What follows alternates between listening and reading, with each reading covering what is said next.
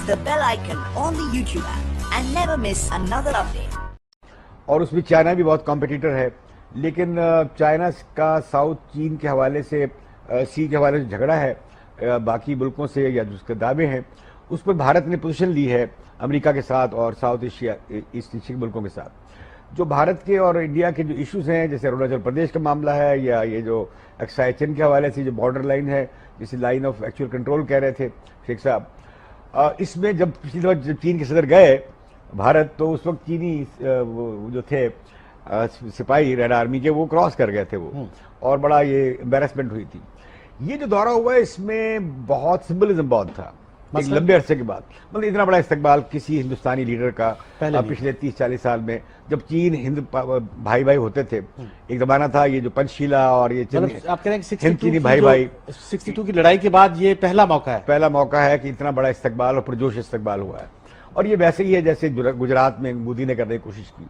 ایک بات کچھ ہمیں یہاں جاننی چاہیے پاکستانی ناظرین کو، کہ مودی جو ہے جب گجرات کے چیف منسٹر تھے تو وہ بڑی کوشش کر رہے تھے ہندوستان کے کارپوریٹ سیکٹر کا اور چین کے کارپوریٹ سیکٹر میں تعلق بنے.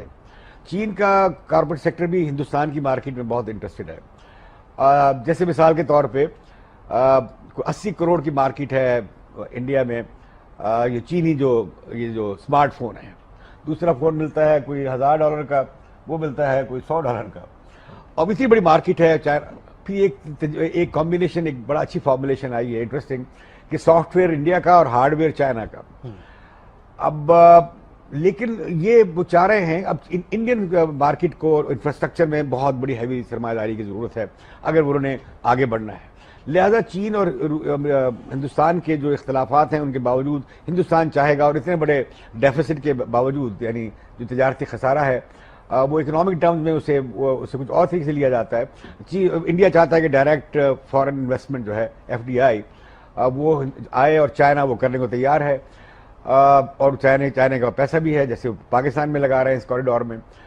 لیکن جو ایشوز ہیں وہ ان کے درمیان اختلافی ایشو موجود ہیں. جیسے مثال کے طور اروناچل پردیش میں وہ جو کلپ کرتے ہیں، کیا اسٹیپل کرتے ہیں ویزا کو ساؤتھ. اور یہ جو آپ کہہ رہے تھے وہ وہاں پہ نہیں ملے گا ایئرپورٹ پہ ویزا، وہ ملے گا ویزا ہوگا. ای ویزا کا تو کیا ہے انہوں نے، وہ میں نے تفصیل پڑھی ہے. ویزا ہے وہ. ای ویزا تو انہوں نے اعلان کیا وہاں جا کے، لیکن بعد میں جا کے کیا اس سے کیا کریں گے ورائیول پہ. اس کی وجہ ہے کہ انڈیا کو ٹورزم چاہیے، اگر ٹریڈ بیلنس کرنے کے لیے ایک ٹورزم بھی ہے، فارماسیوٹیکل انڈسٹری ہے، سافٹ ویئر ہے، بہت ساری ایریاز ہیں جس میں انڈیا اسٹرانگر ہے چائنا سے، اور چائنا کو ضرورت ہوگی، اور انڈین چاہتے ہیں ایکسس مارکیٹ تک ہو. فارماسیوٹیکل میں انڈیا چائنا سے اسٹرانگر ہے، بہت اسٹرانگر ہے.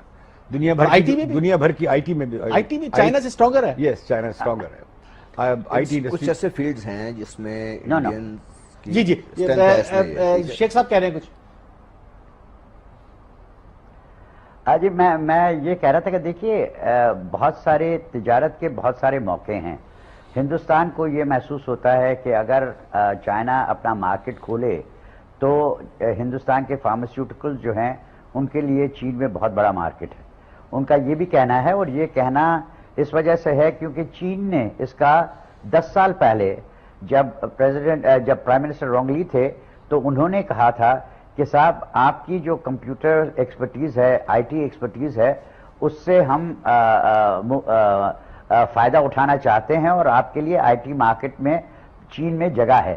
اب اس عرصے میں چین نے خاصی پیش رفت کی ہے IT انڈسٹری میں، لیکن اس کے باوجود میری نظر میں یہ جو ابھی امتیاز عالم صاحب نے بات کی کہ ہارڈ ویئر چینی اور سافٹ ویئر ہندوستانی،